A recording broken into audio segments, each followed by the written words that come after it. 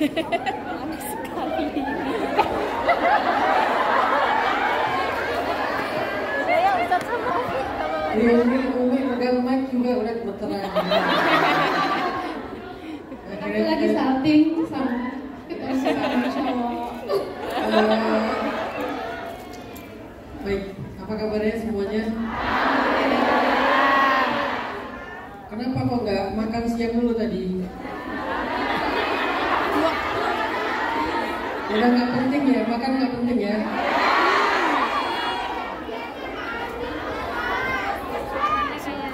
Makasih pada Bunda Nur Istiqomah yang disingkat Nuris. Saya baru tahu hari ini nama beliau ternyata Nur Istiqomah. Saya dari dulu mikir Nuris itu bahasa apa, bahasa Sanskerta atau bahasa apa. Ternyata Nuris itu nama panggung. Nama panggung dari Nur Istiqomah. Makasih juga buat Ilham, makasih juga buat MC yang tadi udah gonta ganti nama Umi. Pertama Hanan Akira, yang kedua Hanin Akari. Makasih buat semua teman-teman para mujahidah yang ada di Hong Kong. Terus terang saya agak sering diundang ke luar negeri. Saya pernah ngisi di Korea, saya pernah ngisi di Turki, di New Zealand, di Jepang, di beberapa negara. Tapi nggak ada yang suasana pengajiannya seantusias dan sehangat Hong Kong.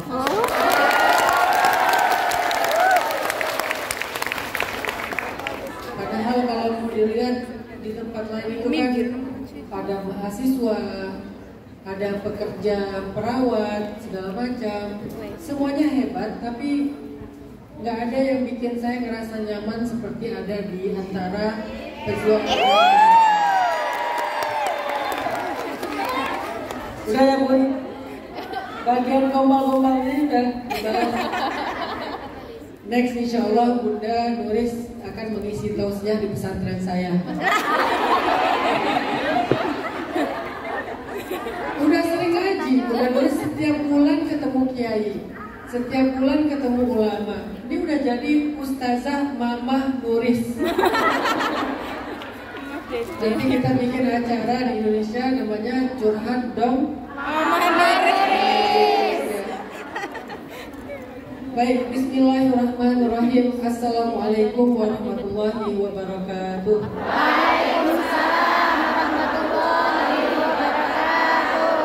Segala puji dan syukur alhamdulillah kepada Allah Subhanahu wa taala atas nikmat iman yang Allah berikan ke dalam hati kita. Semoga iman di hati kita terus Allah tambahkan bersama iman yang sudah ada dan menjadi melekat di hati kita sampai akhir hayat kita.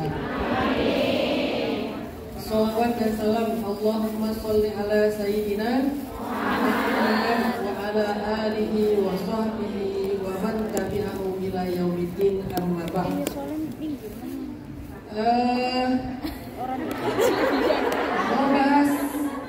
Mau bahas apa hari ini?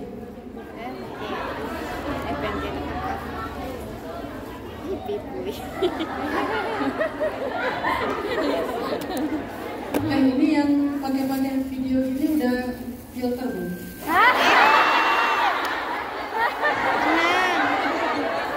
Filter dulu, saya nggak akan mau repost. Kalau videonya sayanya hitam juga. Yang pertama saya repost, yang paling sayanya putih.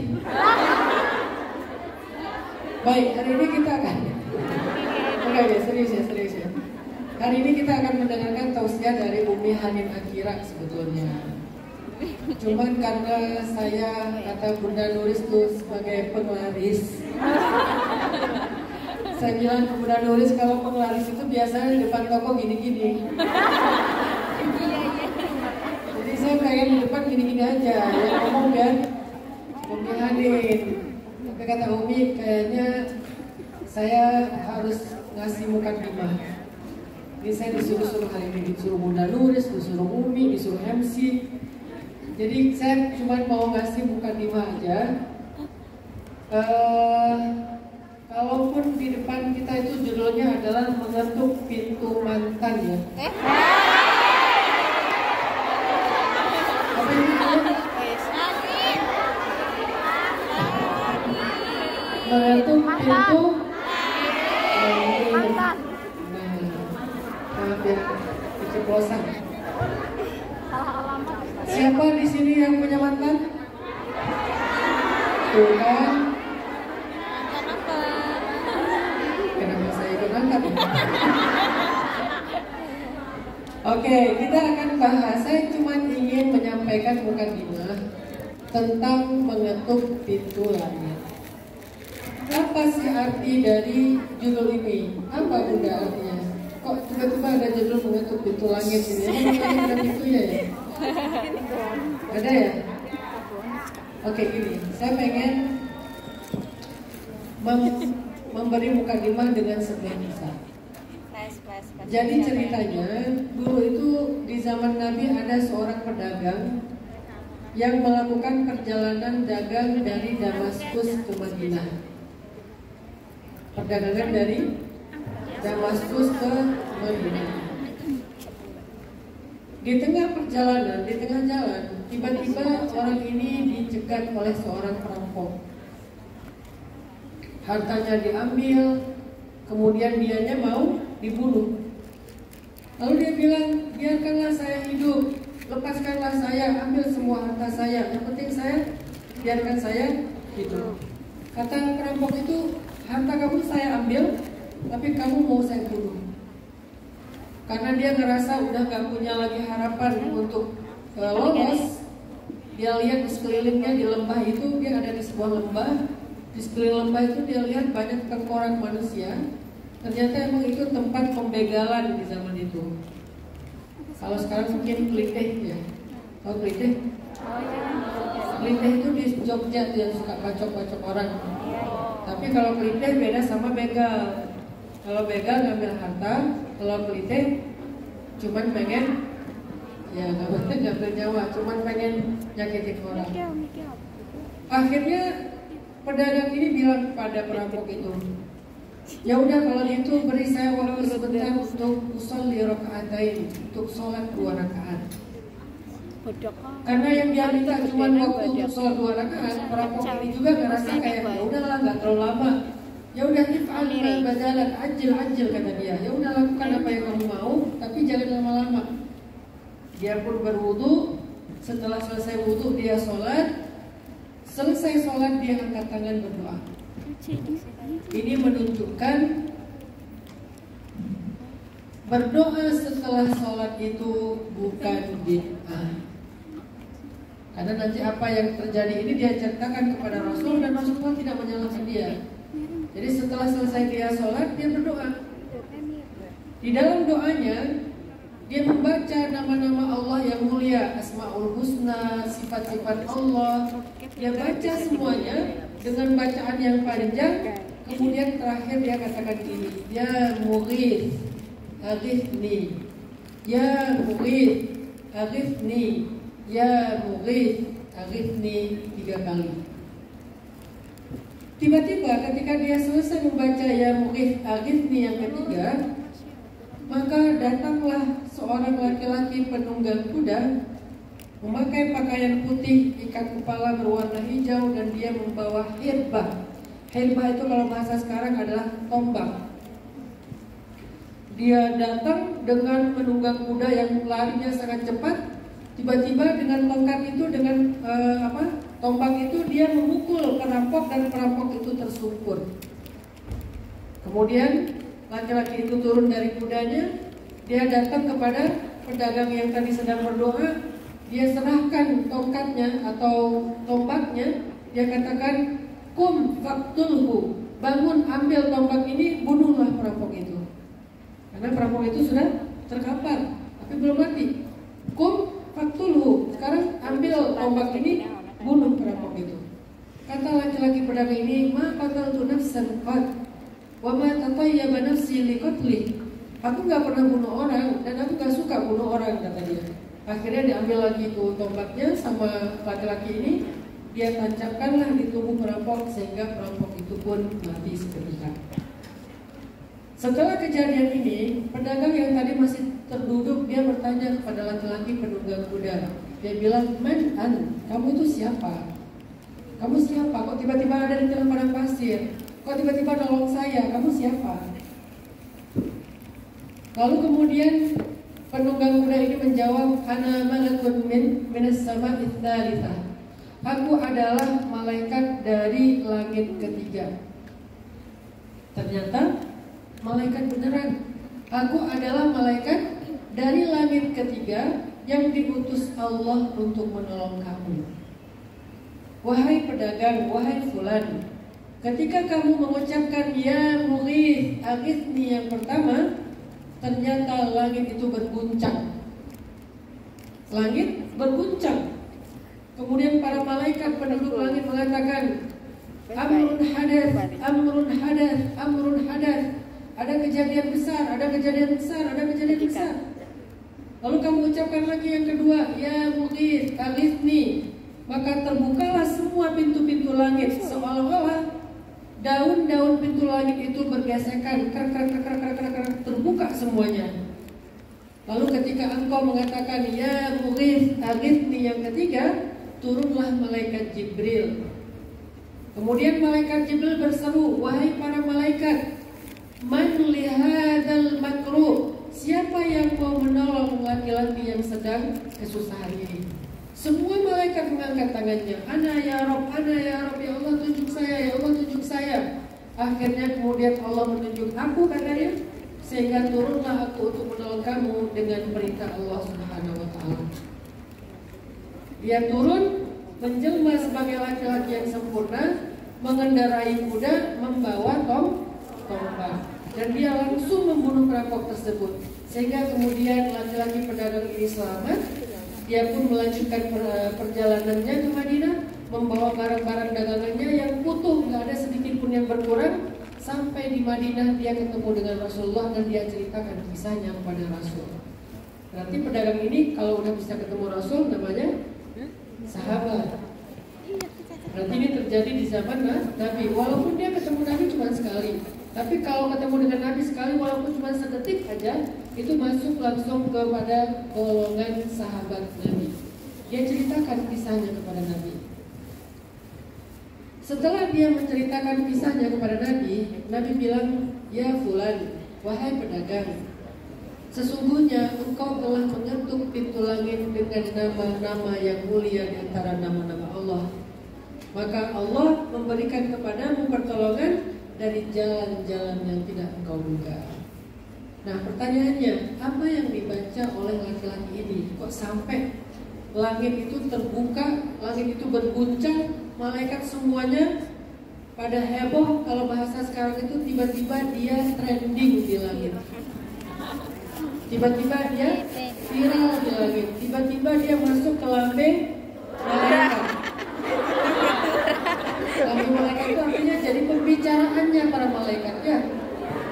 Kan ada lambe dura, ada lambe malaikat, ada lambe syariah. Apa itu lambe syariah? Gosip sambil zikir. Ya Allah. Astagfirullah, nggak nyangka ya, subhanallah. Sambil hibah, sambil zikir. Akhirnya dia viral di langit. Dia trending, dia viral, dia dibicarakan oleh para malaikat. Bahkan malaikat semua berlomba-lomba pengen turun untuk nolong dia. Yang kemudian Allah memerintahkan salah satu di antara malaikat itu yang dipilih menolong dia. Apa yang dia baca? Kok bisa doanya itu bisa mengguncang langit, mengetuk pintu-pintu langit? Ternyata yang dia baca adalah kalimat Asma'ullahil Husna. Kemudian yang dia baca adalah Sifatullahil Ulya. Dia membaca dua kalimat yang agung, satu nama-nama Allah, dua sifat-sifat Allah. Sehingga siapa yang menghafal nama-nama Allah, kemudian dia baca di dalam doanya sesuai dengan tema doanya, lalu dia sebutkan kebesaran Allah dengan sifat-sifatnya, Allah Maha Tinggi, Allah Maha Kuasa, atau dia baca aja sifat wujud qidam baqa, Allah wujud qidam baqa mukhalafatul hawadisi ya'muru bi nafsihi wa qadaniyah qudrah iradah. Artinya siapa yang, gak usah sampai selesai nanti bisa sedih banget kita ya. Siapa yang menghafal sifat-sifat Allah, nama-nama Allah, kemudian dia baca di dalam doanya sebagaimana perintah Allah, sebutlah Allah atau sebutlah Asmaul Husna, mana saja di antara nama-nama itu yang kamu sebut, maka insya Allah itu adalah nama-nama yang bisa mengetuk pintu langit. Pertanyaannya sekarang, kalian kalau berdoa manggil Allah itu apa?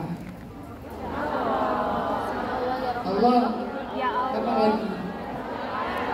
Ya Rahman, ya Rahim. Ya Rabbi. Ya Padahal Rabbi. yang diminta tentang mantan. Kalau tentang mantan manggilnya apa?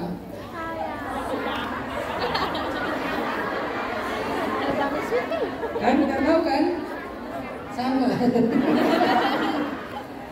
Kalau tentang mantan panggilnya ya Adil atau ya Adil, wahai yang maha adil. Kan misalnya gini ceritanya, kita lagi bete nih gara-gara tahu mantan udah bahagia.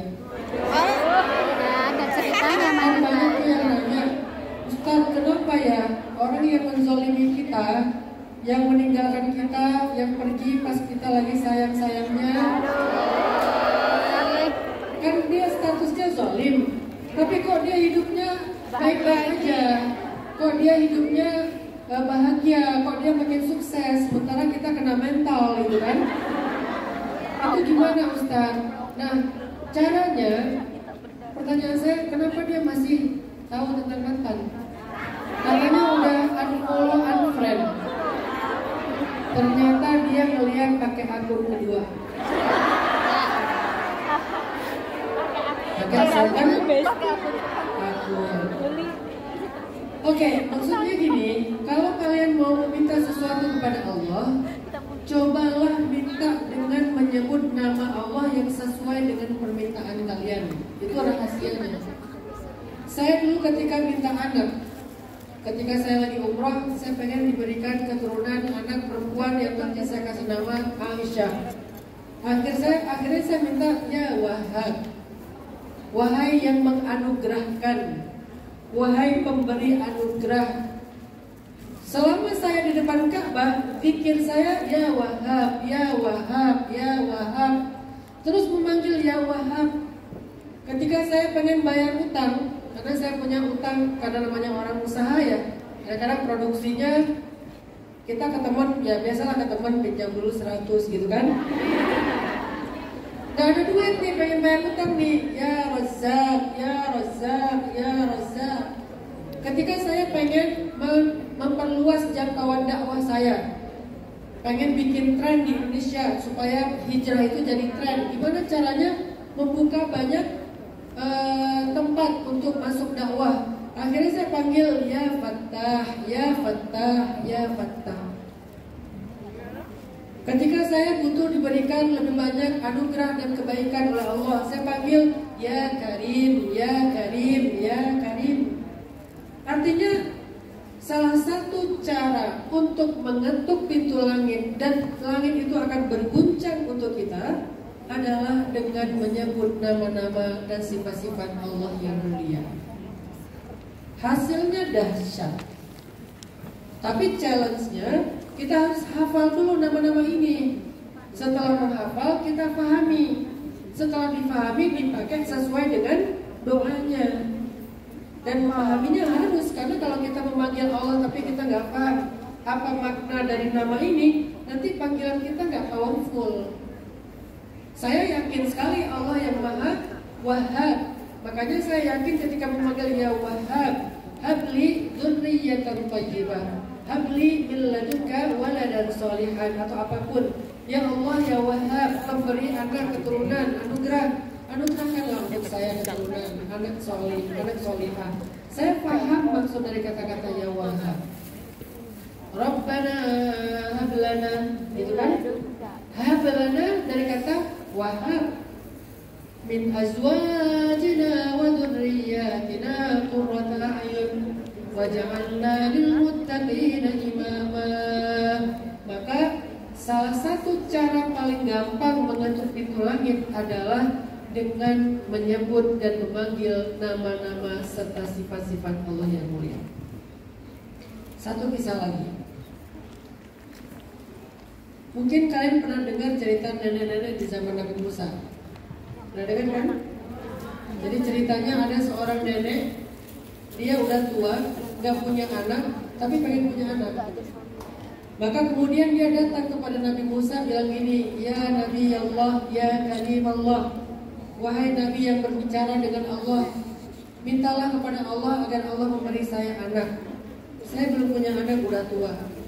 Akhirnya Nabi Musa berdoa, ya Allah, ini ada nenek-nenek minta anak. Kemudian Allah bilang kepada Nabi Musa, Musa, sampaikan kepada nenek-nenek itu kalau dia takdirnya gak akan punya anak. Takdirnya, artinya kan ini sesuatu yang sudah ditetapkan.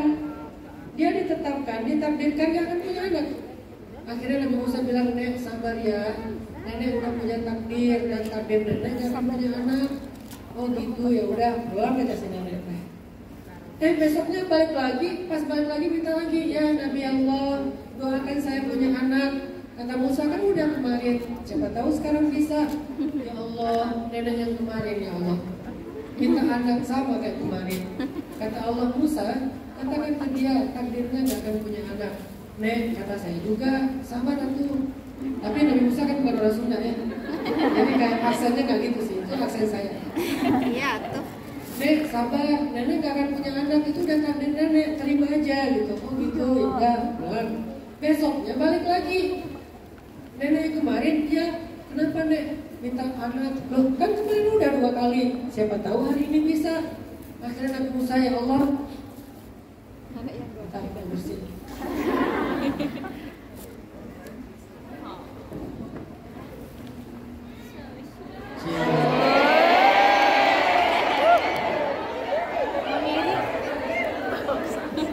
Jomblo ya. Jomblo ya.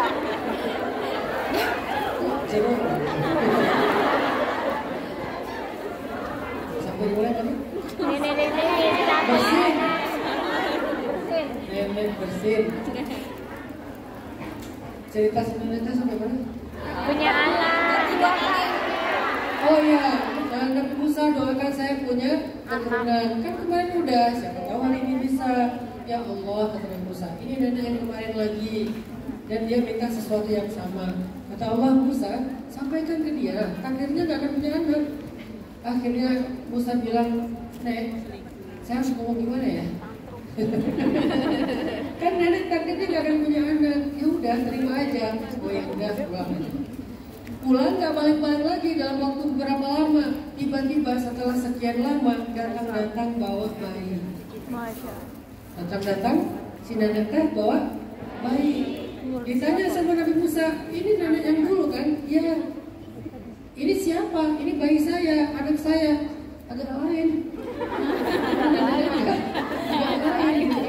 Loh, bayi gimana nek? Maksudnya, ya bayi saya, anak kandung saya, anak biologis saya. Kok bisa ceritanya punya anak? Kan takdirnya gak akan punya anak. Ya udah, Nabi Musa tanya aja sama Allah. Akhirnya Nabi Musa tanya, ya Allah, gimana cerita si nenek-nenek itu punya anak? Kan kata Allah gak akan punya anak takdirnya. Wahai Musa, kata Allah, setiap kali dia pulang meminta anak, aku katakan dia gak akan punya anak. Sepanjang jalan dia memanggil aku dengan kata-kata, ya Rahim irhamni, ya Rahim irhamni, ya Rahim irhamni. Rahim, kenapa kandungan dalam bahasa kita dikenal dengan istilah Rahim? Karena itu rahmah dari Allah. Dan Allah yang memberikan rahmah itu namanya Ar-Rahim. Sehingga nenek ini memanggil, ya Rahim, kasihanilah saya. Ya Rahim, kasihanilah saya. Maksudnya kalau saya mati gak punya anak, siapa yang akan mengurus saya? Siapa yang akan mendoakan saya? Ya Rahim, kasihanilah saya. Sepanjang jalan, sepanjang hari, berminggu-minggu, berbulan-bulan, wahai Musa, dia terus memanggil namaku, ya Rahim, ya Rahim, ya Rahim, ya Rahim. Maka wahai Musa, ketahuilah sesungguhnya dengan rahmatku aku rubah takdirnya sehingga dia menjadi punya anak. Coba bayangkan, takdir udah ditetapkan. Kalau dalam hadis istilahnya, pena sudah diangkat, kertas sudah kering. Artinya nggak bisa dirubah. Tapi Allah Maha Kuasa atas segala sesuatu. Dengan panggilan ya Rahim, ya Rahim, ya Rahim, wahai yang memiliki rahmat, akhirnya kata Allah, dengan rahmat itulah aku merubah takdirnya wahai Musa. Itulah dahsyatnya mengetuk pintu langit. Sekarang pertanyaannya, apa hajat kita? Apa hajat kalian? Kalau kalian cuma mengetuk pintu akun media sosial, minta di fallback, minta di repost, minta apa misalnya di like, ya, minta komen, minta share, minta subscribe, minta FYP dan segala macam, kita kadang-kadang akan kecewa. Karena yang kita ketuk itu adalah pintu-pintu manusia, namanya pintu digital. Atau kita ngetuk pintu manusia lewat japrian, kita WA teman kita, WA keluarga kita. Kadang kita juga diabaikan. Kadang-kadang WA-nya ketumpuk gak dibalas-balas. Bunda Nuri sering komplain sama saya, gara-gara WA-nya 2 bulan sekali belum dibalas. Bukan saya menganggap Bunda Nuris gak penting sih, karena Bunda Nuris nge-WA pas saya lagi ngajar. Begitu saya buka, udah ketumpuk tuh. Sehari kan WA-nya bisa masuk ratusan. Jadi begitu yang di WA gak dibaca, ketumpuk, akhirnya lupa dalam waktu yang lama. Tiba-tiba Bunda Nuris ngebujuknya lewat Umi Hanin. Kalau Umi Hanin yang WA, walaupun ketumpuk dia muncul lagi. Aku senang. Jadi maksudnya kalau kita ketuk pintu manusia, pintu digitalnya, pintu sosial medianya, kita bakal kecewa. Kita mengetuk pintu rumahnya, kita bakal kecewa. Satu-satunya pintu yang diketuk tidak mungkin gak dibuka adalah pintu rahmat Allah. Pintu manusia kadang dibuka, kadang ditutup. Ketika dia ngerasa kepayahan, dia tutup. Ketika dia ngerasa capek, dia tutup. Ketika dia ngerasa terganggu, dia tutup. Sedangkan Allah, la ta'khuduhu sinatu wa la naum wa la yaquduhu hifdhuhuma. Jadi nggak pernah ngantuk, nggak pernah lelah, nggak pernah capek. Apa alasan Allah untuk menutup pintu itu? Nggak ada. Karena Allah tuh Maha Kuasa. Udah gitu Maha Baik. Sedangkan manusia kadang baik, kadang jengkelin ya. Kadang dia baik banget kayak malaikat, tiba-tiba jadi ya gitu deh. Jadi artinya kalau kalian mau hidupnya mudah, belajarlah tentang gimana cara ngetuk pintu langit. Karena kita tahu banget cara ngetuk pintu bumi, tapi nyatanya saling mengecewakan. Sekarang saatnya kita belajar mengetuk pintu langit. Pintu bumi itu termasuk pintu hatinya. Gimana caranya biar dia berkenan sama kita, mau sama kita, mau komitmen dengan kita. Kadang kita mengecewakan. Ketika kita ketuk pintu hatinya, dia malah memberikan hati itu kepada orang lain. Maka ketuklah pintu pemilik hatinya. Bukan pintu hatinya, tapi pintu pemilik hatinya. Karena hati bukanlah milik kita, tapi milik Allah. Jadi apapun hajat kalian, belajarlah tentang gimana cara mengetuk pintu langit. Salah satu cara mengetuk pintu langit yang paling dahsyat adalah dengan memanggil nama-nama Allah yang mulia. Allah Ar-Rahman, Ar-Rahim, sifat-sifatnya yang mulia, panggil dengan panggilan yang panjang berkali-kali, nanti kemudian terakhir baru minta. Jadi doa itu jangan template. Jangan standar-standar aja, asal angkat tangan, Rabbana atina fid dunya hasanah. Itu kan template. Udah gitu nggak ada muji-muji Allahnya, nggak ada selawat-selawatnya. Makanya kalau kalian mau mengetuk pintu langit, Dan itu kunci dari segala urusan hidup kita, segala hajat kita. Saya nggak mau terlalu spesifik urusan masalah cinta-cintaan doang ya. Apapun masalah hidup kita, sedarurat apapun kondisi kita, seprihatin apapun keadaan kita, sekuatin apapun hati kita, bahkan kalian mengalami anxiety disorder sekalipun, serangan kecemasan sekalipun, gak ada yang akan dikecewakan oleh Allah jika pintu-pintunya diketuk oleh hambanya. Maka ketuklah dengan Asmaul Husna, dengan sifat-sifat Allah yang mulia, kemudian selawat kepada Nabi, baru yang terakhir kalian minta ya Mughith aghithni. Jadi doanya gak panjang di situ, cuma satu kata, ya Mughith aghithni, cuma satu kalimat pendek. Yang panjang apa? Asmaul Husnanya. Yang panjang apa? Muji-mujinya. Dingin banget. Kasih dia. Yang panjang itu adalah pujian-pujiannya, zikirnya, tasbihnya, tahmidnya, tahlilnya. Itu yang panjang. Sedangkan doanya cuma ya Mughith aghithni, ya Mughith aghithni, ya Mughith aghithni, cuma segitu doanya. Ya Mughith itu pun dengan nama Allah yang Maha Menolong. Kan itu namanya istighosah. Teman-teman tahu istighosah kan?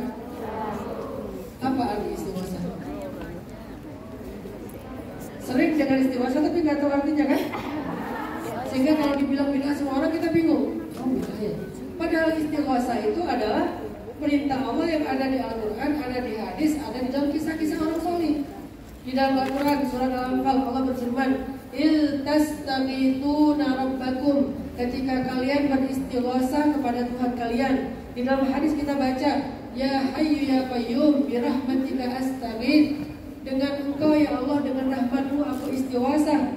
Dan di sini doanya ya Mughith. Ternyata istighosah itu artinya minta tolong. Dan Allah yang Maha Menolong, bahasa Arabnya Al-Mughith. Asmaul Husnanya Al-Mughith. Jadi kalau kalian sedang ngerasa takut dizolimi oleh tuan kalian atau oleh siapa istilahnya di sini? Majikan, istilahnya majikan atau bos atau mungkin keluarga tempat kalian berjuang misalnya, khawatir, maka panggillah Sang Maha Penolong, ya Mughith, ya Mughith, berguncang itu lagi untuk kalian. Jadi memang doanya gak panjang, cuman ya Mughith aghithni, yang panjangnya puji-pujian kepada Allah. Mudah-mudahan prolog mukaddimah ini bisa menjadi sebuah insight, menjadi sebuah penjelasan supaya teman-teman di Hong Kong, para pejuang-pejuang hebat ini tidak lagi khawatir untuk segala hajat-hajatnya, karena ada yang Maha menunaikan hajat kalian dan Dia bisa apa aja, dan Dialah Allah Subhanahu wa Ta'ala. Yang penting kalian tahu sekarang gimana cara mengetuk pintu langit. Nah sekarang kita masuk kepada materi inti. Tadi itu cuma bukan imam. Nah materi inti ini akan disampaikan oleh Ustazah Umi Hanin Akira. Silakan Umi Hanin. Bismillahirrahmanirrahim. Terima kasih Ustaz Hanan. Assalamualaikum warahmatullahi wabarakatuh.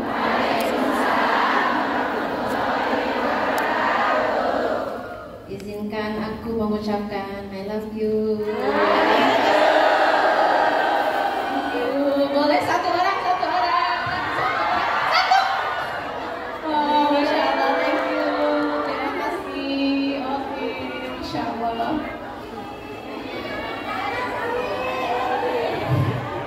Terima kasih, Masya Allah.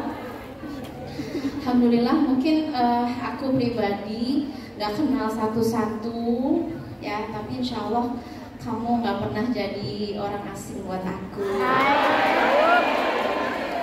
Insya Allah kita akan berjumpa selalu di dalam majelis cinta. Majelis cinta di dunia maupun di akhirat. Amin. Ya Rabbal Alamin. Iya, jadi luar biasa ya tema yang disampaikan Ustadz Hanan, mengetuk pintu langit gitu. Dan ternyata aku juga dibisikin sama Bunda Nuris sebuah tema yang titipan gitu ya. Katanya mengetuk pintu cinta. Boleh aku bicara cinta? Diizinkan? Terima kasih. Masya Allah di sini yang lagi jatuh cinta boleh angkat tangan. Banyak ya. Gimana rasanya berbunga? Bahagia? Candu nggak? Candu banget ya. Ternyata jatuh cinta itu kalau menurut orang yang jatuh cinta itu saking candunya, aku nggak mau berhenti jatuh cinta. Karena memang ya happinessnya itu beda. Happinessnya, semangatnya, bener nggak sih? Cuma luar biasa nanti kalau udah kena sakitnya, kena deritanya, luar biasa juga. Jadi aku pengen berkisah tentang sebuah cinta yang bikin Abdullah ibnu Abbas sampai punya sebuah doa.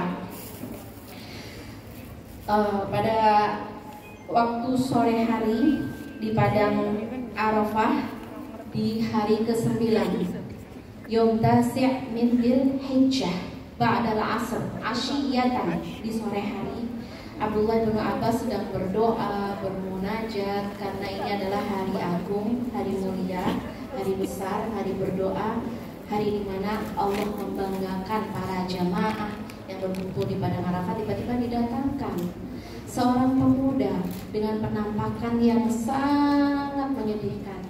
Kulitnya kering, kurus, tatapan matanya kosong, jiwanya hampa. Sampai Abdullah bin Abbas bertanya, "Man hada? Dimana kullu hada?"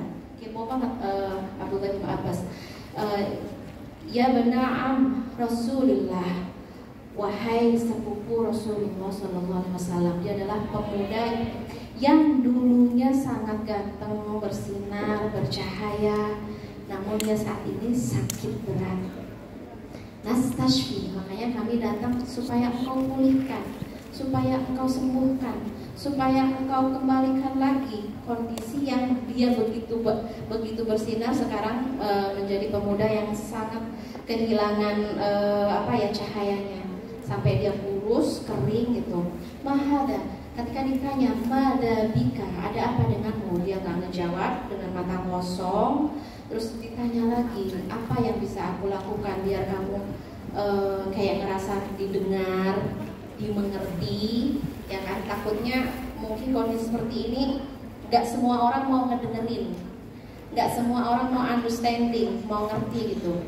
Terus kata dia, di dalam tubuhku ada sebuah derita cinta yang hampir saja menghabisi nyawaku. Dia bilang seperti itu. Dia ngerasakan kepahitan cinta, derita cinta karena sebuah perpisahan.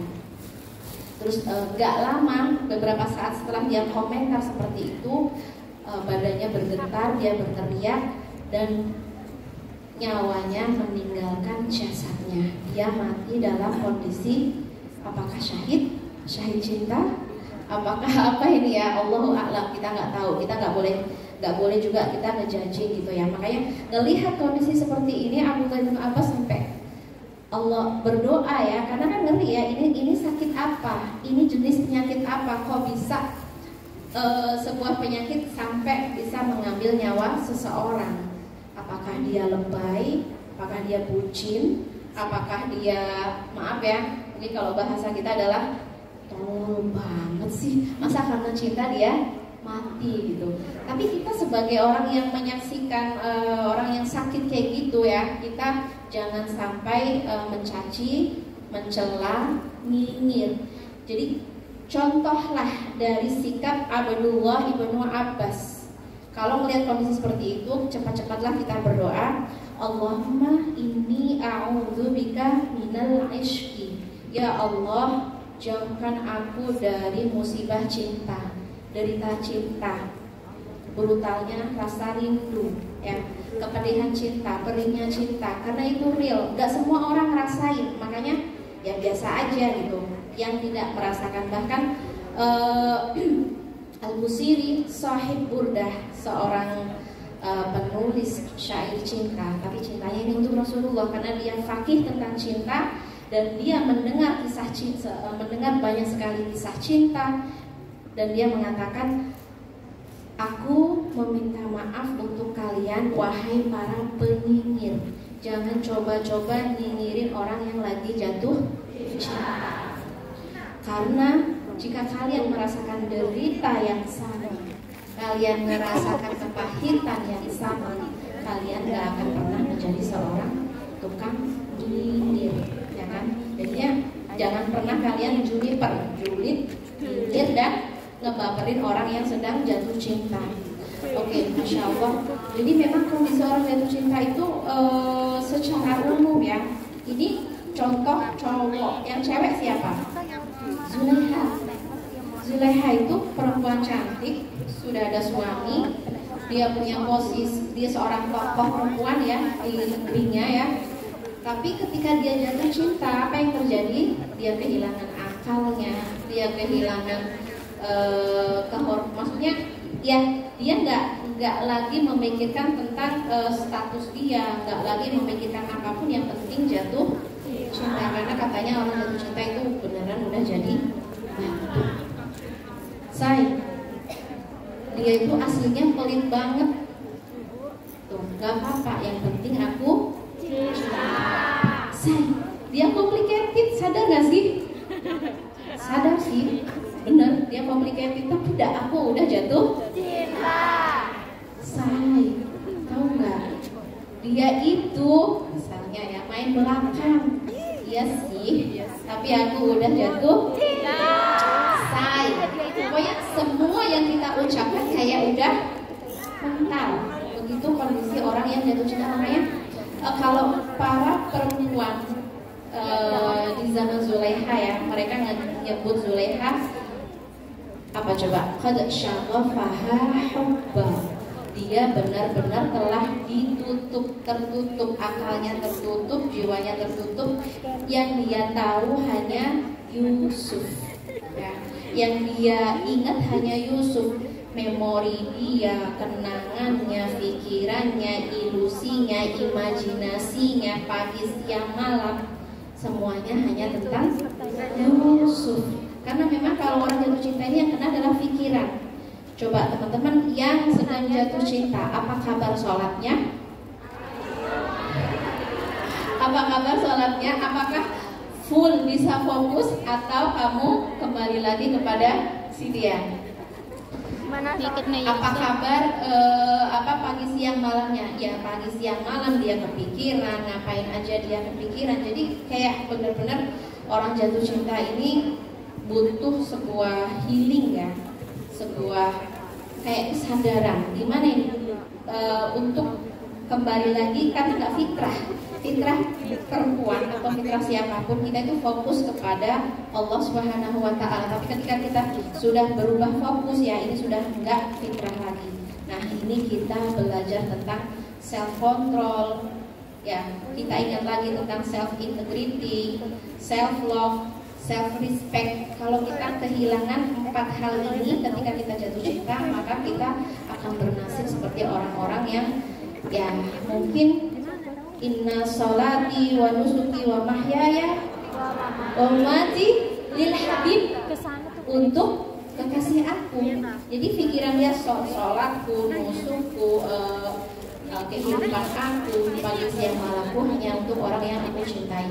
Jadi nasihat apapun, pertimbangan apapun nggak pernah bisa dia dengarkan. Jadi caranya gimana? Kalau Rasulullah Shallallahu Alaihi Wasallam memberikan nasihat kepada kita bahwa tidak ada satu solusi yang paling tepat untuk orang yang saling jatuh cinta kecuali bertemu. Salah. Kecuali apa? Kecuali nikah, nikah ya, nikah. Kalau cuma bertemu kamu gak akan sembuh, kamu akan tetap sakit ya. Yang sudah menikah coba angkat tangan. Masya Allah, sudah sembuh sakitnya?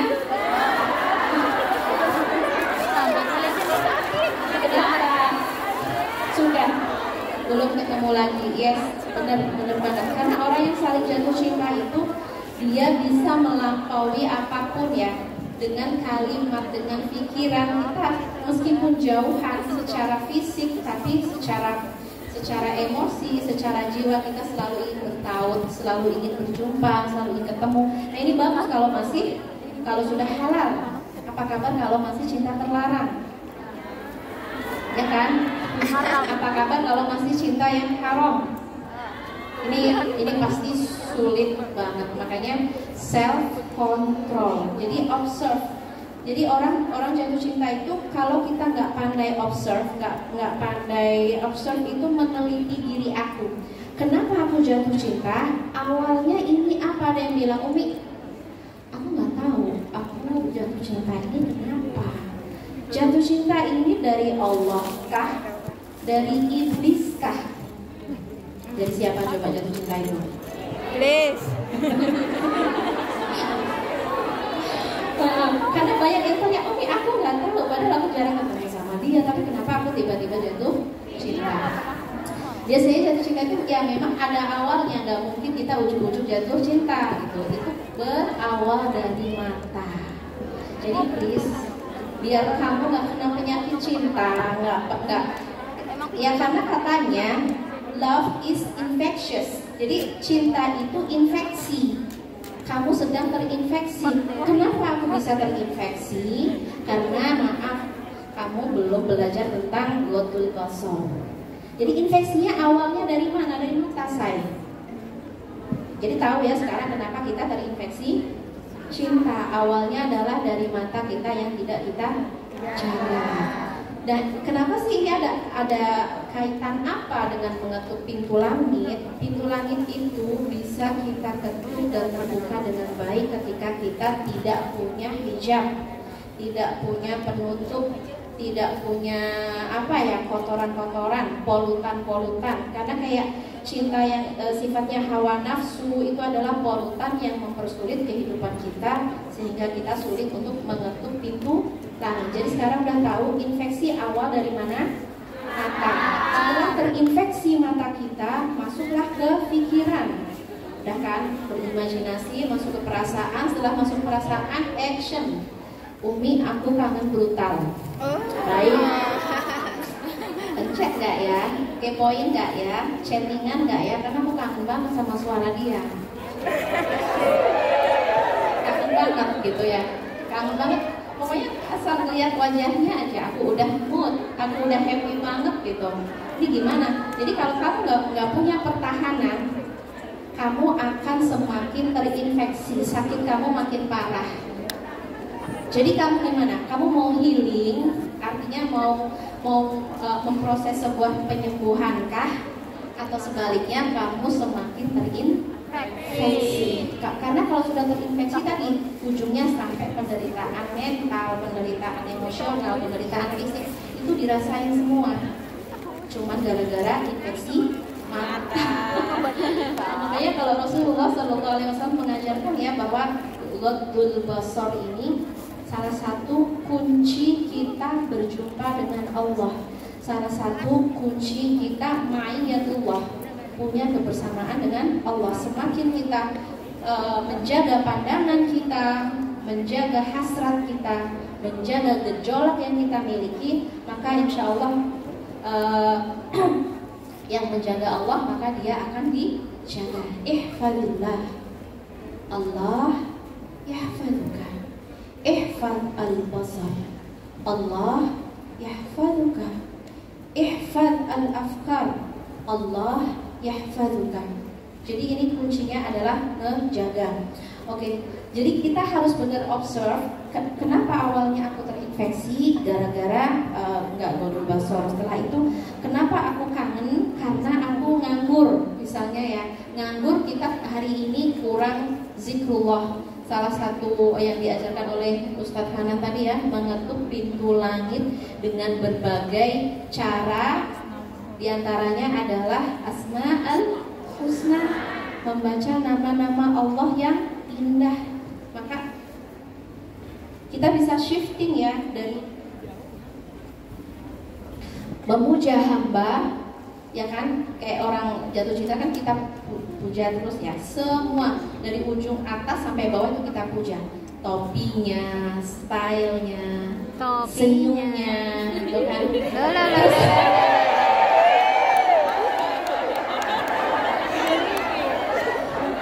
Bahkan kalau orang jatuh cinta semakin deep itu kayak dia tuh nggak berani natap matanya, itu nggak berani. Kenapa? Takut semakin jatuh cinta gitu. Jadi mending mundur aja gitu ya.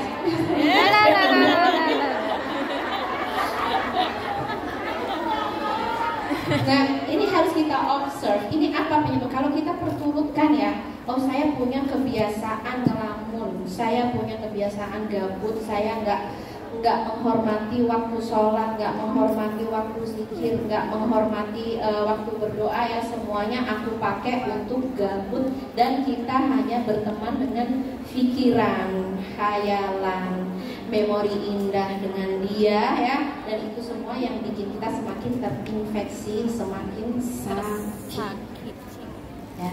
Jadi intinya adalah aku ingin mengingatkan, jangan berteman dengan pikiran, karena pikiran kita bukan teman baik.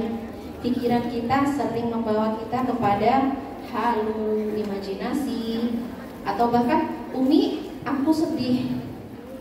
Kenapa kamu sedih, saya? Karena aku berteman dengan pikiran. Jadi kesedihan, kemudian anxiety, kemudian ketakutan dan lain sebagainya itu muncul dari produk berpikir, bukan muncul dari zikrullah.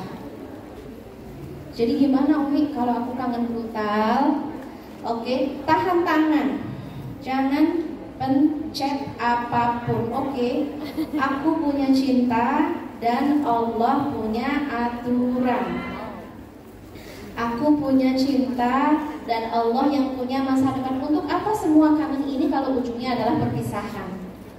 Enggak, ya kan? Kita nggak mau. Untuk apa semua pengorbanan, rasa sakit kalau ujungnya adalah ya perpisahan? Kita nggak mau ya. Kita maunya semua keindahan ini punya masa depan yang halal.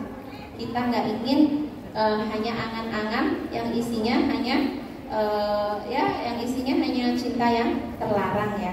Jadi teman-teman yang dirahmati Allah, observe diri kamu.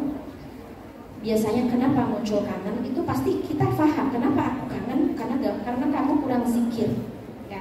Jadi kalau kamu lagi kangen brutal, kamu boleh ucapkan Hasbunallah wa ni'mal wakil. Hasbunallah, hasbunallah wa ni'mal wakil. Hasbunallah. Atau kamu boleh pakai zikir apapun. Zikir tasbih. Tasbih ini kan puja-puji Tuhan. Kamu harus observe diri kamu dalam satu hari. Kamu lebih banyak puja-puji Tuhan atau puja-puji mantan? Atau kamu lebih banyak puja-puji kekasih? Itu kan pikiran kamu itu dikuasai siapa? Karena hati kamu itu adalah ruang ibadah. Aku sebut hati itu adalah Baitullah. Hati itu rumahnya Allah. Hati itu harusnya hanya menyembah Allah, memuja Allah, bukan memuja yang lain. Makanya ketika kita mencoba memuja al-makhluk, meninggalkan al-khaliq, yang kita rasakan adalah derita cinta. Oke. Jadi terus ya, kamu observe diri kamu. Ini kenapa aku kangen dan gimana cara mengatasi kangen, gimana cara menahan diri ya. Kalau Nabi Yusuf qala ma'adallah innahu rabbi ahsana mathwaya. Ternyata dia pejuang. Artinya arti pejuang itu dia agresif, dia ngerayu kita. Neng, sudah makan belum? Gitu kan. Neng, sudah sholat belum? Gitu kan. Jadi ceritanya pacaran tapi syariah, ingetin sholat, ingetin sholat tahajud dan lain-lain ya. Kalau dia semakin agresif, makanya kita harus belajar say no. Say no itu kalau bahasa Nabi Yusuf adalah dallah innahu rabbi ahsana mathwaya. Aku berlindung kepada Allah. Yes, aku cinta dia. Yes, aku mengidamkan dia. Yes, aku ingin punya masa depan dengan dia. Yes, aku ingin selalu bersama dia. Tapi aku gak akan menyalahgunakan cinta. Pantang aku perempuan menyalahgunakan mata, telinga, pikiran, bahkan fisik. Karena cinta itu dia akan bersatu lewat kata-kata. Itu awalnya ya, startnya lewat kata-kata. Next dia akan berusaha bersatu secara jasad. Jadi makanya disebutnya bahwa mata itu bisa berzina. Mata bisa berzina dan nanti bisa turun ke pikiran, ke hati dan lain sebagainya. Dan kita harus bisa say no. I respect my Lord. Aku perempuan yang menghargai Tuhanku. Aku perempuan yang menghargai aku dijanjikan oleh Tuhanku sebuah kerajaan. Ketika aku tidak menghargai Tuhanku, aku akan diusir dari kerajaan Tuhan. Kita diusir dari Hong Kong aja kayak naudzubillah ya. Apalagi kalau kita nanti diusir dari kerajaan Tuhan gara-gara perbuatan-perbuatan yang tidak diridhoi oleh Allah Subhanahu wa taala. Mencoba untuk mendengarkan bimbingan Allah, mendengarkan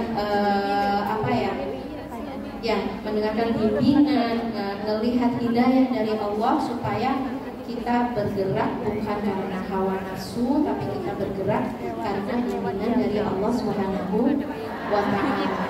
Oke, teman-teman yang dirahmati Allah, tentang cinta ini, kalau kita selalu mendengarkan hawa nafsu, maka kita akan menjadi perempuan yang merugi dan tidak berhasil mencapai cita-cita kita. Karena cita-cita kita, Umi, aku pengen seperti Sayyidah Maryam, aku pengen seperti Sayyidah Khadijah, aku ingin seperti Sayyidah Aisyah, aku ingin seperti Sayyidah Asiyah. Dan semua perempuan-perempuan hebat ini meniti jalan kesucian, mensucikan pikiran, mensucikan emosi, mensucikan jiwa ya.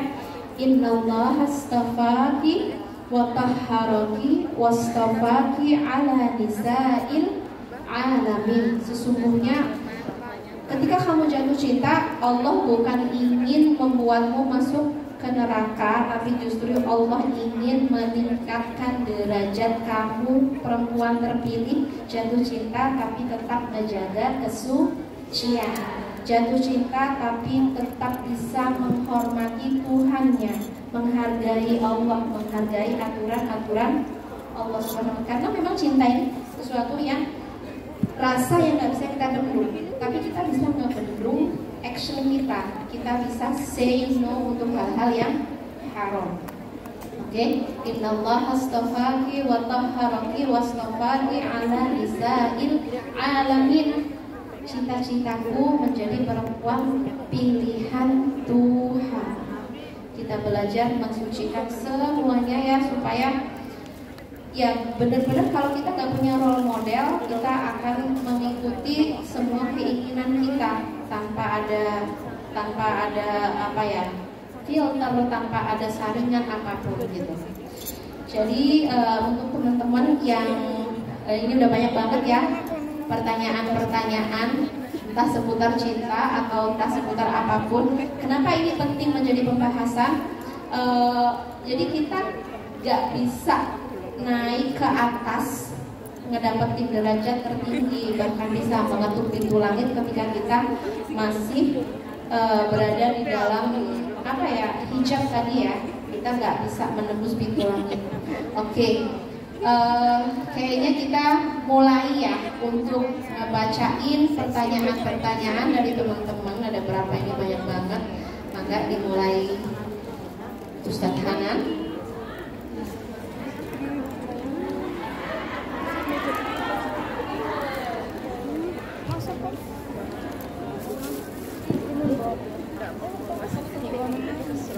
Terima kasih Umi Hanin untuk nasihat tentang fikih cintanya. Apa kesimpulan dari nasihat Umi tadi? Cinta itu berasal dari menulis lagi ya. Cinta berawal dari mata. Maka pelajaran pertama untuk menghentikan cinta-cinta yang apa istilahnya brutal, cinta-cinta yang liar, maka mulailah dari menjaga pandangan. Jangan di-save fotonya, jangan dimasukin ke folder. Sorry ya. Jangan jadi wallpaper, jangan di like. Karena nanti secara algoritma muncul lagi. Baik teman-teman yang dirahmati Allah SWT, sebelum kita masuk ke sesi tanya jawab, saya harus memilih dulu, ini terlalu banyak ya pertanyaannya.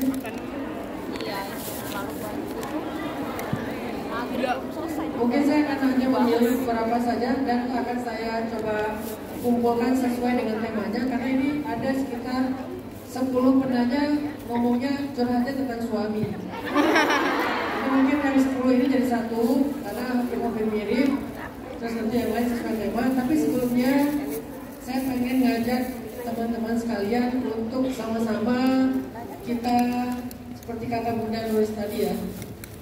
Dan ini yang bikin saya salut juga. Kalau bahasa Bunda Nuris tadi adalah kalian orang-orang di Hong Kong ini sebagai pejuang apa sih dan bisa ya. Tapi kalian punya kontribusi untuk dakwah, jadi donatur dakwah itu tuh keren banget. Karena kan biasanya yang jadi donatur itu kan pengusaha, pejabat gitu ya. Tapi orang-orang kayak kita bisa jadi donatur justru itu istimewa.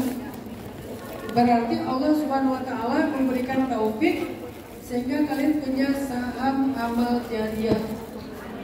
Baik di pondok saya ataupun di pondok-pondok para kiai-kiai yang lain atau dalam program dakwah-dakwah yang lain. Bahkan yang sebelumnya ketika saya ke sini, donasi dari kalian itu kita kirim ke Gaza, ke Palestina. Sehingga insya Allah kalian gak termasuk orang yang diam aja melihat kejahatan yang luar biasa yang terjadi di Palestina. Insya Allah rezekinya berkah. Karena rezeki itu ada 3 teman-teman. Rezeki itu ada 3. 1 adalah rezeki yang habis, 2 rezeki yang bertahan, dan 3 adalah rezeki yang menguntungkan. Rezeki yang habis itu apa? Rezeki yang kita makan. Rezeki yang bertahan itu apa? Rezeki yang kita wariskan kepada anak-anak kita. Tapi rezeki yang menguntungkan adalah rezeki yang kita infakkan fisabilillah. Maka berikan porsinya masing-masing. Ada yang memang harus kita habiskan untuk kebutuhan kita. Ada yang memang kita tabung untuk kebutuhan kita di masa depan dan keluarga kita. Tapi ada yang kita butuhkan nggak sekarang, tapi nanti di akhirat kita butuhkan itu. Atau sebetulnya juga bermanfaat untuk dunia kita. Nah, rezeki itu adalah rezeki yang kita infakkan di jalan Allah. Maka sekarang saya pengen ngajak teman-teman semuanya menyisihkan sebagian harta kita. Saya kalau ngajak kepada sesuatu itu bukan cuma narasi ya. Insya Allah saya juga dalam proyek dakwah itu juga ikut berdonasi. Walaupun saya memprogram, saya ikut jadi tukang juga, saya juga yang mendesain pesantrennya, saya ngajar juga di situ, ikut juga insya Allah berdonasi di situ. Jadi dengan apa yang kita miliki kita membantu agama Allah. Rahasianya cuma satu aja, motivasinya buat saya. Siapa yang membantu agama Allah, Allah akan membantu hidupnya. Intanzurullaha yansurkum. Jadi kalau kita punya masalah dalam hidup, pengen dibantu Allah, caranya adalah bantu agama Allah. Itu akad dengan Allah itu intanzurullah yansurkum. Kalau kamu tolong Allah, Allah tolong kamu. Jadi siapa di antara kita yang lagi butuh pertolongan Allah, maka tolong agama Allah. Cara menolong agama Allah adalah salah satu yang paling gampang, berinfak untuk dakwah ilmu agama Allah. Untuk itu saya serahkan ke Bunda Nuris untuk memimpin program ininya kan.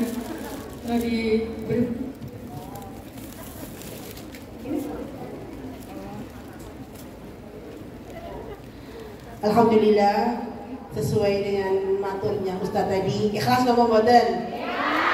Jadi yang udah ngomong tadi loh, yuk kita bersama-sama yuk ya menempelkan nitip ke pesantrennya Ustadz ya.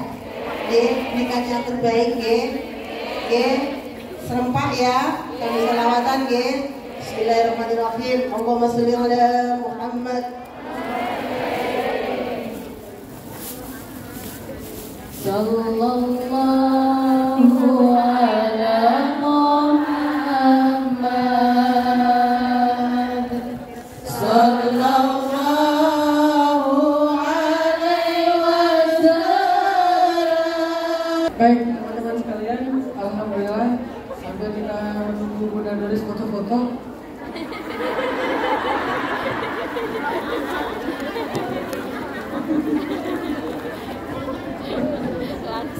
Karena kita nunggu Bunda Doris foto-foto, karena bagi Bunda Doris eksis itu penting ya. Kita baca dulu beberapa pertanyaan yang udah masuk.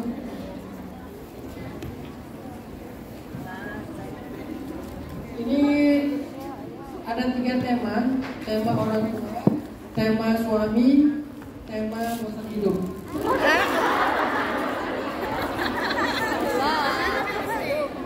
Rata-rata bosan hidup.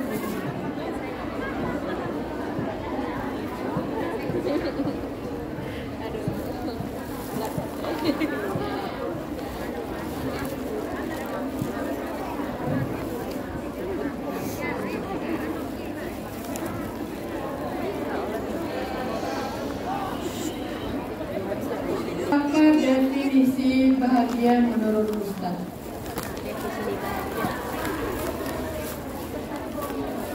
Kenapa saya tidak merasakan itu? Saya suka bertanya pada diri sendiri, bahagia itu apa? Seperti apa sih? Tapi tanpa disadari air mataku menetes dan gak bisa menjawab bahagia itu. Bagaimana menghilangkan rasa seperti anak wanita yang tidak beruntung? Karena dalam kisah percintaan rumah tangga saya mengalami KDRT, perselingkuhan berulang kali, dan ketika tentang ayah saya merasa tidak seberuntung anak perempuan di luar sana. Saya bekerja di sini dan 6 tahun lebih besar. Dan masih panjang ya, nah, kalau kita baca nanti baru beres maghrib. Saya ambil poin intinya aja. Bahagia dalam Islam itu dibagi menjadi tumakninah dan sakinah. Bahagia itu menjadi 2, tumakninah dan sakinah. Tumakninah itu letaknya di hati, sakinah itu letaknya di luar diri kita. Faktor-faktor yang membuat hati kita bahagia adalah zikrullah. Ala bizikrillah tatma'innul qulub. Bukankah dengan zikir hati menjadi tenang? Sedangkan faktor-faktor bahagia yang disebut dengan istilah sakinah itu banyak. Pertama, faktor utamanya adalah circle kita, keluarga kita, orang terdekat kita. Mulai dari orang tua, kemudian saudara, kemudian pasangan, kemudian anak, termasuk fasilitas hidup kita kayak rumah, kendaraan, pakaian, dan berbagai macam hiburan. Semua itu bisa menentukan sakinah tidak sakinahnya di kita. Maka lakukan dan ikhtiarkanlah 2 bentuk kebahagiaan ini. Pertama, kencangkan zikirnya. Kedua, hargailah cinta-cinta yang sudah ada dalam kehidupan kita sebelum Allah anugerahkan cinta yang lain. Jangan sampai kita selalu berpikir kalau kita itu fakir cinta. Seolah-olah kalau kita belum menikah, kita nggak punya cinta dalam hidup. Seolah-olah kalau kita diputusin, kita ditinggalkan, kita gagal dalam pernikahan, berarti kita kekurangan cinta. Bukankah kita masih punya orang tua yang mencintai kita? Dan itu cinta. Bukankah masih punya anak bagi janda, bahwa itu cinta juga, anak mencintai ibunya. Jadi kita itu bukan orang yang kekurangan cinta, hanya belum mampu menghargai cinta-cinta yang sudah ada. Padahal itu faktornya sakinah, faktornya bahagia. Jangan terikat hanya dengan satu definisi cinta. Yang namanya cinta itu cuma pasangan, bukan. Pasangan cuma salah satu. Ada orang tua, ada keluarga, ada anak-anak, ada sahabat, dan yang lebih tinggi lagi ada Allah dan Rasul. Tapi yang bisa kita lihat ada manusia, circle terdekat. Mereka ada cinta-cinta yang luar biasa berlimpah dalam hidup kita. Hargailah mereka. Ustaz, saya capek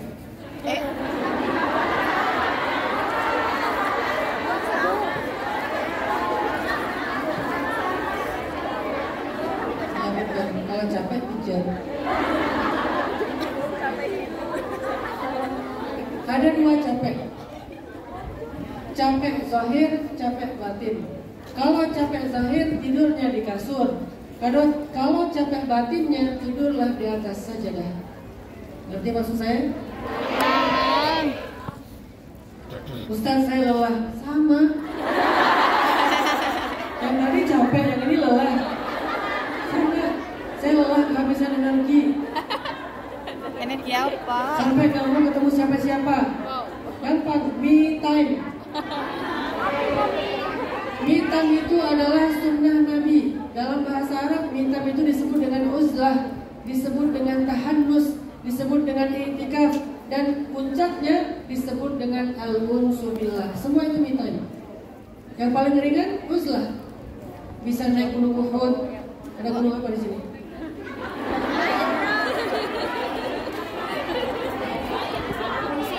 At-Taufik. Gunung At-Taufik. Oh, Lantau. Ya, gunung kok At-Taufik, nama masjid. Ya, me time ya. Bagaimana cara memaafkan kesalahan suami yang apa? Oh, ini yang tentang tema pasangan. Tema pasangan saya baca beberapa tadi, udah saya baca ya. Yang intinya adalah ada yang suaminya mentalak dia lewat WA. Ada yang suaminya mentalak dia pas lagi marah-marah. Terus ditanya, kalau suami marah-marah mentalak, apakah jatuh talak? Saya tanya balik, memang ada talak yang gak marah? Ya, talak yuk.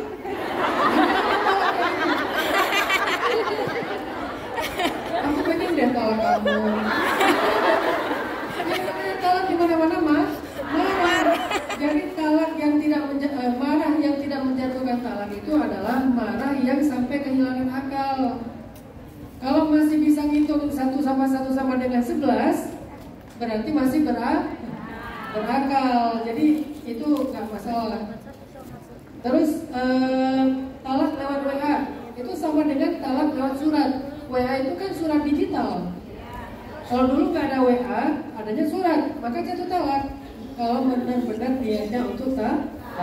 Bagaimana kalau istri bertahan demi anak aja sebetulnya, udah nggak ada rasa cinta? Bentar, kata para ulama dalam rumah tangga, Allah nggak pernah ngomongin tentang cinta. Yang ada dalam rumah tangga itu adalah mawaddah warahmah, kasih sayang, bukan cinta. Kenapa Allah nggak pernah bicara tentang cinta dalam rumah tangga? Padahal kita selalu bicara tentang cinta. Karena Allah tahu tidak semua rumah tangga itu berdasarkan cinta. Ada banyak rumah tangga yang dibangun bertahan dengan kasih sayang, bukan dengan cinta. Cinta itu kan perasaan yang nggak bisa dipaksain. Kayak ada ngekliknya gitu. Ini nggak ngeklik dengan pasangannya, tapi dia sayang, dia kasihan, dia sayang kepada pasangannya, sehingga dia bertahan, sehingga dia memberikan hak, sehingga rumah tangga mereka menjadi nyaman, bahagia. Walaupun modalnya bukan cinta, tapi modalnya kasih dan sayang. Jadi nggak apa-apa kalau salah satu di antara bentuk kasih sayang itu mampu mempertahankan rumah tangga kita. Salah satunya apa? Anak. Nggak apa-apa banget. Dan itu nggak zalim. Sambil meminta kepada ya wadud, beri kami mawaddah, warahmah dan seterusnya. Kan nggak bisa sekaligus. Ada lagi yang lain tentang suaminya. Bagaimana kalau misalnya suami kita tuh suka marah-marah? Apakah kita bertahan aja atau boleh nggak kalau kita berpikir untuk minta talak? Kalau marah-marah doang mungkin masih bolehlah kita belajar sabar. Tapi kalau udah KDRT, kalau udah mulai fisik, kalau udah menyakiti, menzolimi secara membabi buta, maka pilihannya kembali kepada perempuannya. Dia berhak untuk meminta perlindungan dengan cara berpisah, atau juga dia bisa bertahan, dan itu kembali kepada dia. Nah, ini tentang orang tua. Bagaimana cara menyikapi ibu yang selalu minta dibiayai umroh? Sementara itu saya harus menabung dulu, dikarenakan permintaan itu saya sepertinya harus menunda keinginan menikah. Bagaimana pandangan Ustaz? Kalau menikahnya kita itu sudah menjadi kebutuhan yang sangat darurat, maka dahulukan yang darurat atas yang sunnah. Umroh adalah sunnah. Menikah wajib bagi sebagian orang, sunnah bagi sebagian lain, haram bagi sebagian yang lain. Tergantung niatnya. Kalau dia udah takutnya kalau nggak menikah malah berbuat zina, kalau nggak menikah nanti pacarannya terusan, maka menikah menjadi wajib. Maka dahulukan yang wajib atas yang sunnah. Insya Allah walaupun ibu kecewa itu tidak termasuk durhaka. Kenapa? Karena sesuai dengan agama Allah syariat. Tinggal gimana cara memahamkan ibu baik-baik. Bagaimana menyikapi ibu? Ini ibu juga ya. Yang patriarki, artinya yang selalu membenarkan anak laki-laki, kalau perempuan selalu salah. Suruh ngaji ibunya. Suruh ngaji. Karena Nabi SAW itu paling sayang kepada Sayyidah Fatimah, anak perempuannya, dan selalu mendengar pendapat Fatimah. Nabi mendengar pendapat Aisyah, Nabi mendengar pendapat Khadijah, dan semua itu anak perempuan. Nabi dengar pendapat mereka, Nabi sayang kepada mereka, Nabi tunaikan hak mereka. Tidak ada bedanya seperti Nabi juga mendengar pendapat laki-laki. Jadi ini bukan tentang gender, ini tentang kebijaksanaan. Apa itu? Mungkin assalamualaikum kali ya, jadi disingkat jadi tat ya. Apakah salah jika saya marah kepada orang tua sendiri? Saya anak perempuan satu-satunya. Mungkin orang tua bermaksud saya kepada putrinya, tapi saya merasa orang tua selalu ikut campur rumah tangga kami, hingga akhirnya hubungan kami suami istri tidak baik. Tergantung ikut campurnya apa. Kalau ikut campurnya untuk mendamaikan, Nabi juga ikut campur. Ketika terjadi pertengkaran antara Ali dengan Fatimah, maka kemudian Nabi bilang ke Fatimah, wahai Fatimah, belajarlah kepada Asma. Asma itu ahli surga. Ternyata yang disuruh Nabi belajar kepada Asma itu adalah tentang bagaimana Asma sangat baik pada suaminya. Kalau ikut campur untuk mendamaikan, jangankan orang tua, orang lain pun berhak untuk mendamaikan selama tidak berlebihan. Tapi kalau ikut campur justru memisahkan, berarti dia sudah menjadi wakil-wakil syaitan. Karena salah satu di antara amalan syaitan yang paling dia suka adalah ma yufarriqu bainal mar'i wa zawjihi, memisahkan laki-laki dengan istrinya. Tergantung dia ikut campur untuk memisahkan atau untuk menyambung. Kalau untuk menyambung, untuk mempertahankan, untuk bisa lebih bahagia, mengislah, maka itu ikut campur yang baik. Tapi kalau malah merenggangkan, memisahkan, membuat konflik, maka itu termasuk di antara perbuatan dosa.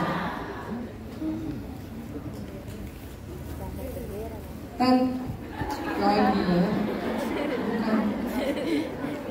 Apakah saya durhaka? Dibesarkan ayah hingga pernikahan saya dari hasil taruhan. Jadi biaya pernikahannya dari hasil taruhan judi kali ya, judi online mungkin ya.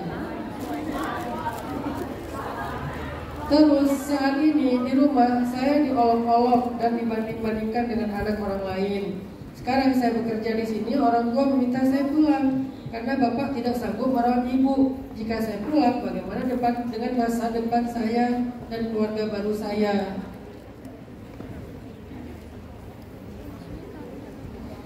Ibu selama ada suaminya adalah tanggung jawab suaminya. Jadi kalau kita ngomongin tanggung jawab ya, bukan ngomongin moral ya, ngomongin syariat tanggung jawab. Istri tanggung jawab suaminya, anak tanggung jawab orang tuanya, perempuan tanggung jawab laki-laki, dan seterusnya dan seterusnya. Setiap kalian adalah pemimpin, setiap pemimpin adalah bertanggung jawab dan seterusnya. Intinya kalau ada ayah, harusnya yang bertanggung jawab itu ayah, bukan anak perempuan. Udahlah anak perempuan dikasih tanggung jawab yang masih ada ayahnya, yang masih ada anak laki-lakinya. Ini udah kayak kebalik-balik ini pola-pola syariat dalam penerapan rumah tangga. Makanya kita perlu belajar lagi tentang syariat keluarga. Ada wali, dan wali itu ada tingkatan-tingkatan. Di kita itu kan kalau udah waris baru datang semuanya ya. Kalau udah masalah pembagian warisan, semuanya ngaku saudara. Beres warisan nggak ada yang kenal lagi. Nah ini masalah kita. Jadi tanggung jawab orang tuanya, tanggung jawab suaminya sebetulnya. Tapi kalau bicara moral, nanti ditimbang-timbang gimana caranya mengambil jalan ke jalan tengah tanpa mengorbankan keluarga baru kita, tapi juga jangan sampai mengecewakan hidup kita atau mencelakakan hidup kita. Apakah misalnya sebagian dari rezeki kita kirim untuk minta tolong siapa, merawat ibu misalnya, atau bantuin ayah atau gimana, pasti ada jalan. Ustaz, gimana caranya menyaur utang orang tua? Padahal udah nggak tahu lagi berapa angkanya. Caranya adalah coba diskusikan atau komunikasikan dengan orang-orang yang dipercaya oleh orang tua kita. Biasanya mereka lebih tahu tentang masalah ini. Misalnya adiknya, saudaranya, sahabatnya. Biasanya sedikit demi sedikit akan terbuka. Walaupun mungkin kita nggak tahu akan terbuka semua atau enggak. Kata kuncinya adalah komunikasi. Ustaz minta doanya, kalau doa insya Allah nanti semuanya kita doain. Ada yang ayahnya baru meninggal hari ini, pasti kita doain juga ya. Yang terakhir,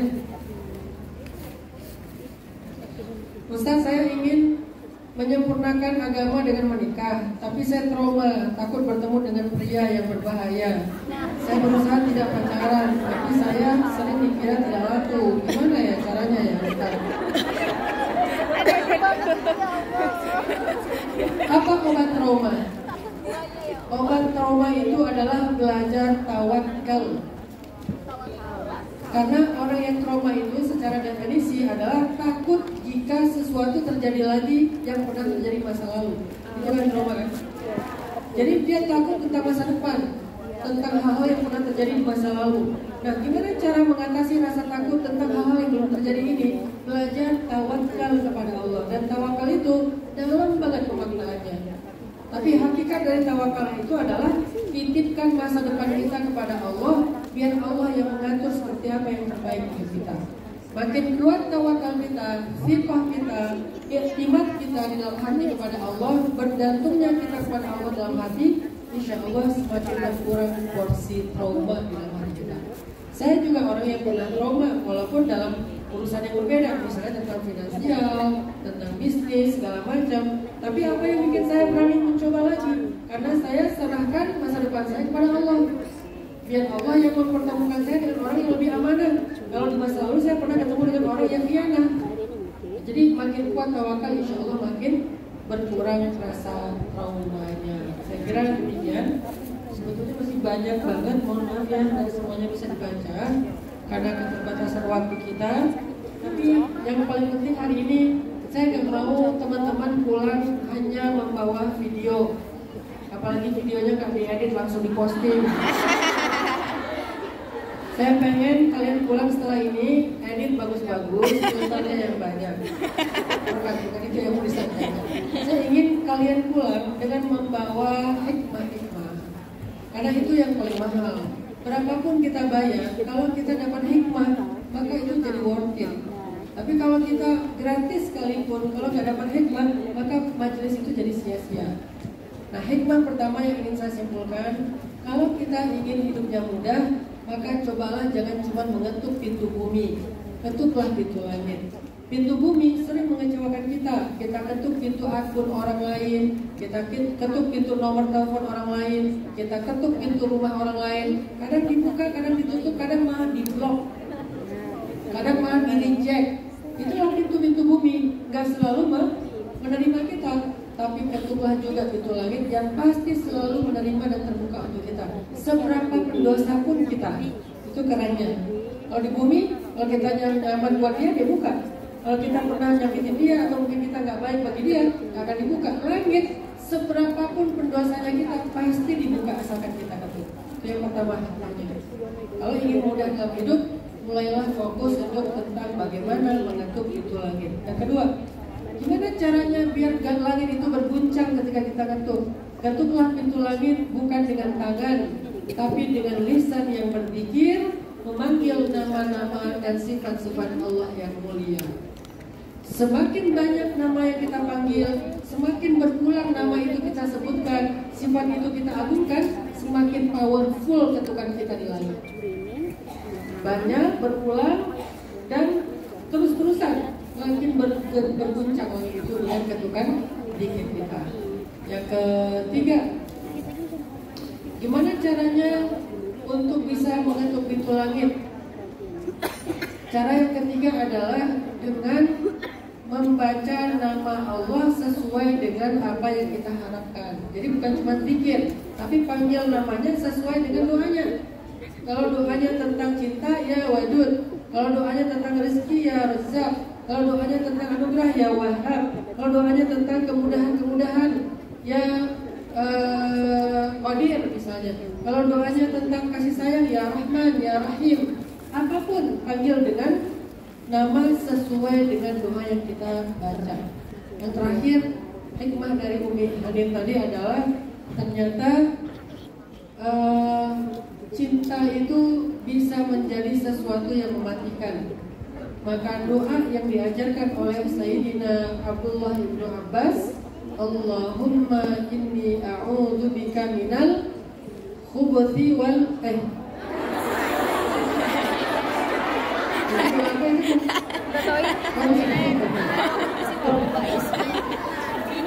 Masuk toilet. minal apa? Ada yang catat? Allahumma inni a'udzubika minal ishqi. A'udzubika minal ishqi. Pakai qaf. Ya Allah, aku berlindung kepadamu dari beratnya rasa rindu, beratnya rasa cinta, yang dengan rasa itu aku kadang-kadang tidak mampu mengendalikan diriku sendiri. Aku jadi lupa diri, hilangnya rasa malu dan seterusnya. Minta kepada Allah agar cinta tidak lagi mencelakai kita, tapi cinta menjadi rahmat yang kehidupan kita. Mudah-mudahan hikmah-hikmah ini bisa jadi oleh-oleh, dibawa pulang, dibawa dalam kehidupan sehari-hari, sehingga insya Allah hidup kita akan jadi jauh lebih berkah lagi di sisi Allah. Maka yang terakhir, mari kita sama-sama tutup dengan doa kepada Allah Subhanahu wa Ta'ala.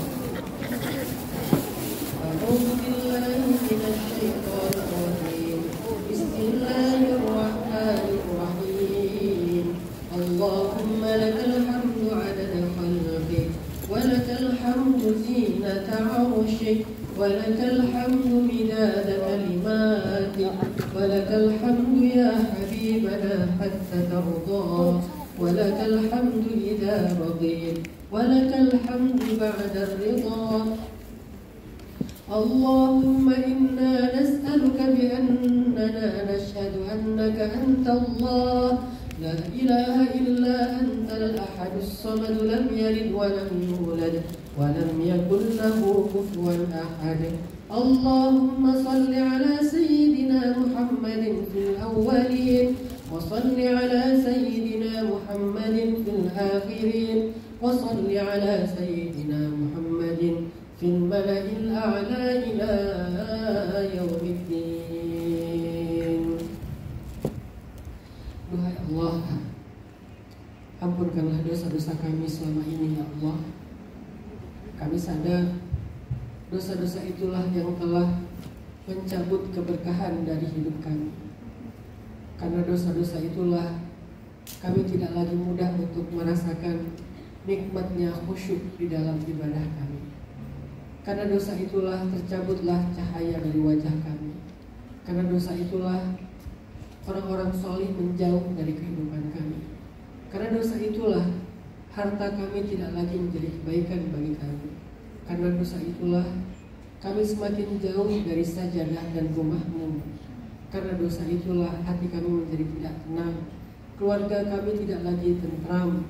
Karena dosa itulah hidup kami menjadi banyak ujian dan musibah. Ampunkanlah dosa-dosa kami ya Allah. Dosa yang kami lakukan secara diam-diam ataupun dalam keadaan terang-terangan. Dosa kecil yang menumpuk, membunuh, ataupun dosa-dosa besar yang mencelakakan. Ampunkan dosa kami ya Allah. Sungguhnya Engkau-lah yang Maha Pengampun lagi Maha Penyayang. Allahumma ighfir lana dzunubana ya Ghaffar, ya Ghaffar, ya Ghaffar, ya Tawwab. Tub alaina taubatan nasuha. Ya Allah, kepada Engkau-lah kami berserah dan berpasrah. Kepada Engkau-lah kami serahkan segala urusan hidup kami, mati kami, dunia dan akhirat kami. Engkau yang Maha tahu segala yang tampak dan yang tersembunyi. Ya Allah, kami titipkan diri kami kepadamu. Ketika kami berada di sebuah negeri yang asing, kami tidak kenal banyak orang di sini. Kami tidak tahu mana yang manfaat, mana yang mudarat. Kami tidak tahu mana yang baik, mana yang buruk. Kami tidak tahu mata-mata yang memandang kami dengan pandangan yang dengki ataupun benci. Kami juga tidak tahu hati-hati yang punya hasad, yang punya keinginan-keinginan buruk atas diri kami. Kami berlindung kepadamu ya Allah. Jagalah kami selama kami hidup di dalam negeri yang asing kami ini ya Allah. Kami tidak ada di sini kecuali karena ingin berjuang untuk keluarga kami, pasangan kami, anak-anak kami, orang tua kami, dan orang-orang yang kami cintai. Jika bukan karena mereka, tidak mungkin kami ada di sini dengan segala ujian dan tantangannya. Maka ridhoilah kami ya Allah, ridhoilah niat kami ya Allah. Di antara kami di sini ada yang baru datang, mungkin mulai agak bingung, mungkin mulai merasa rindu kepada keluarganya, kuatkan hatinya. Di antara kami juga ada yang sudah sekian tahun, bahkan berbelas-belas tahun. Maka jadikanlah semua pengorbanannya jauh dari keluarga sekian puluh tahun itu sebagai ibadah dan jihad di sisimu ya Allah. Allah jadikanlah setiap hari kami di sini sebagai ibadah.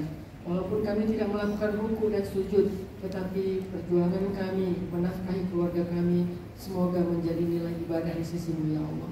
Sehingga tidak ada yang sia-sia dari setiap waktu yang kami lalui di sini ya Allah. Ya Allah, lindungilah kami dari segala keburukan. Allahumma inna na'udzubika min jahdil bala wa darakis syaqa wa su'il qada wa syamatatil a'da. Ya Allah, lindungilah kami dari buruknya bencana dan dari sulitnya kelaparan dan dari orang-orang yang jahat dan dengki yang ingin mencelakai kami. Ya Rabbana, kami titipkan juga keluarga kami di tempat kampung halaman kami. Kami mencintai mereka meskipun harus meninggalkan mereka dalam beberapa waktu. Kami tidak tahu perkembangan mereka kecuali hanya dengan surat-surat yang mereka kirim sesekali. Kami tidak bisa memandang mereka, melihat perkembangan mereka.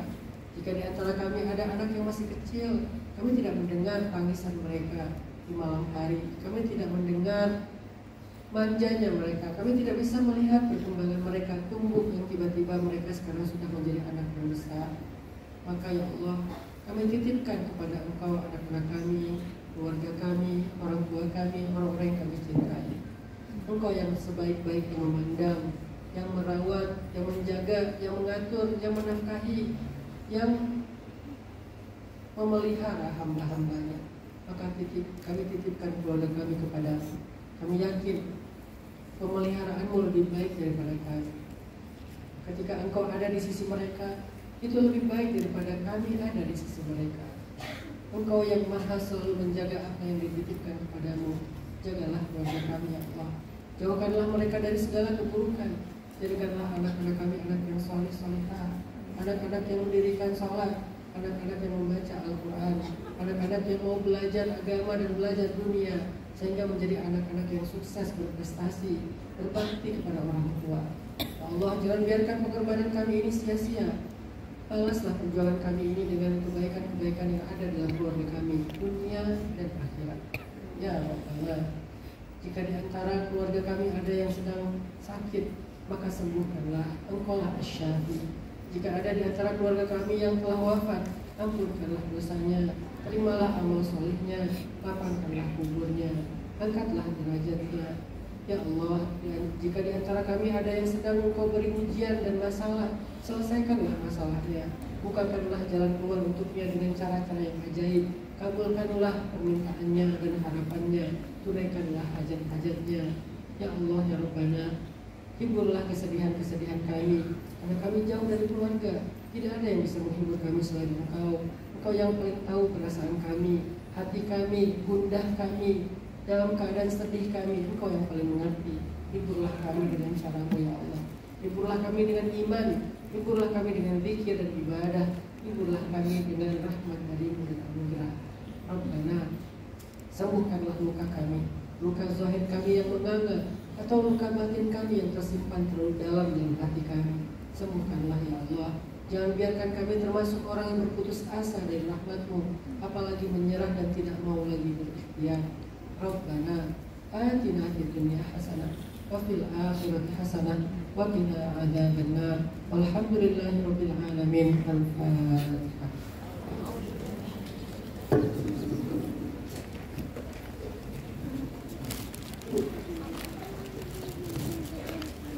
terima kasih atas kajian dari Ustadz Hanan sama Umi Hanin. Mudah-mudahan bermanfaat di kehidupan kita, dan kita tunggu kedatangannya Ustadz next time ya. Mudah-mudahan Ustadz diberi panjang umur, ilham dapat gedung, dan kita akan mengundang beliau kembali.